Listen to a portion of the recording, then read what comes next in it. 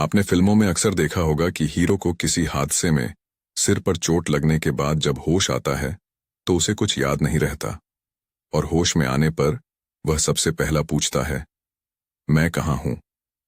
लेकिन क्या आपने असल जिंदगी में ऐसे शख्स को देखा है जिसका दिमाग एक हादसे में बुरी तरह चोटिल हो जाता है लेकिन फिर वह मैथ्स का जीनियस बन जाता है? जी हां, यह सच है।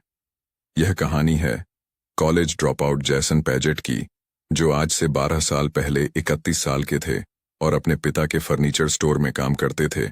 लेकिन वॉशिंगटन में एक रात उनके साथ हुई मारपीट की वारदात ने हमेशा के लिए उनकी पूरी जिंदगी को बदल कर रख दिया।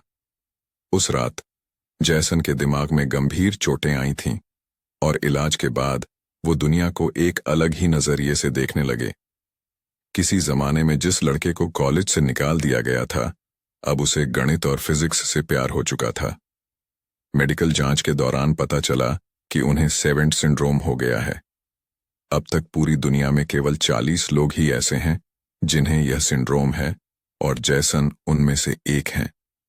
आपको बता दें कि इस सिंड्रोम की बदौलत कभी बेहद आम रहा कोई शख्स ब्रेन इंजरी के बाद गणित, कला या संगीत का विद्वान बन जाता है। जैसन ने अब struck by genius, how a brain injury made me a mathematical marvel नाम की किताब में अपने जीवन के अनुभवों को लिखा है। 13 सितंबर 2002 की रात जैसेन की जिंदगी उस वक्त पूरी तरह बदल गई जब उनके घर के पास के एक बार में उनके साथ लूटपाट की गई।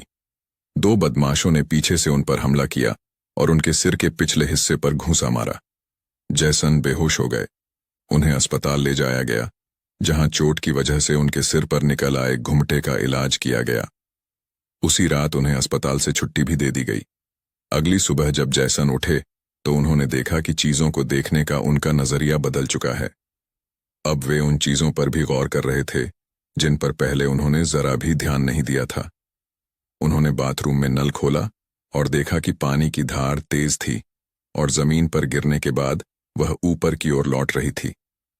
जैसन कहते हैं, पहले तो मैं भौचक्का रह गया, मुझे खुद की फिक्र होने लगी, लेकिन वह नजारा इतना खूबसूरत था कि मैं उसे देखता रहा।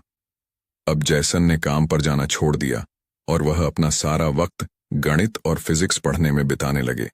हादसे से पहले चित्रकारी के प्रति उनकी कोई दिलचस्पी नहीं थी, लेकिन अब वह ज्यामितीय पैटर्न बनाने लगे और कभी-कभी तो उन्हें अपना काम खत्म करने में हफ्तों लग जाते थे। लेकिन इस टैलेंट का एक खराब पहलू भी था, और वह यह कि जिस जैसन को घूमना फिरना और दोस्तों के साथ मौज मस्ती करना अच्छा लगता था, वह अब अंतर्मुखी हो गया था। अब वह हर वक्त घर पर ही रहते।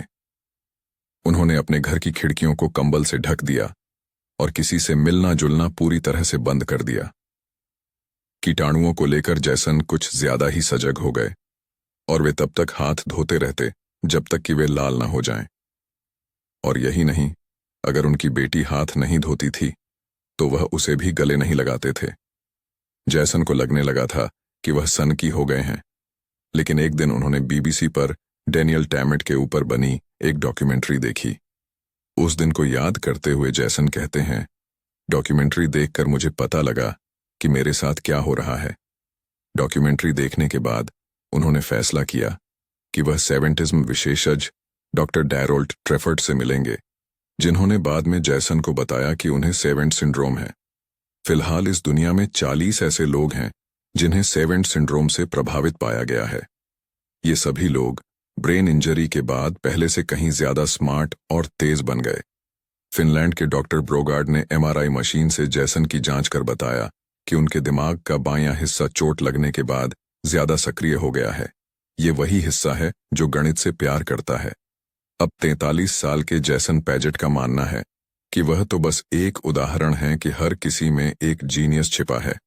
उनके मुताबिक, मेरा मानना है कि ये शक्तियां हमारे अंदर ही छिपी हुई हैं और मैं इस बात का जिंदा प्रमाण हूं। अगर यह मेरे साथ हो सकता है तो किसी के साथ भी हो सकता है।